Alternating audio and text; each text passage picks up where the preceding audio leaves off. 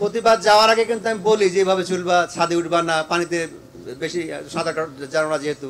কিন্তু কালকে কি যেন মানে ভুলে গেলাম, আল্লাহ ভুলিয়ে দিল। তার সম্বন্ধে কোনো মনেই নাই যে আজ পিকনিকে যাবে সে।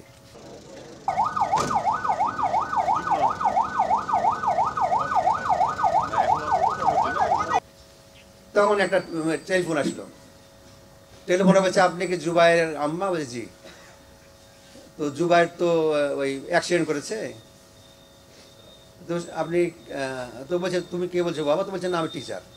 বলছে কীরকম অ্যাক্সিডেন্ট করেছে? তো আর বললো না, কেটে দিল। ছেলেটা কেমন ছিল আপনারা জানেন? তো ওই ছোট বাচ্চার যদি কোনো ভুল হয় আপনারা ক্ষমা করে দিবেন।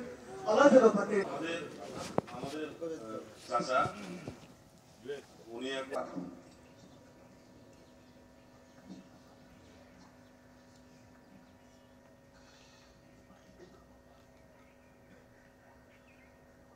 আল্লাহু আকবার।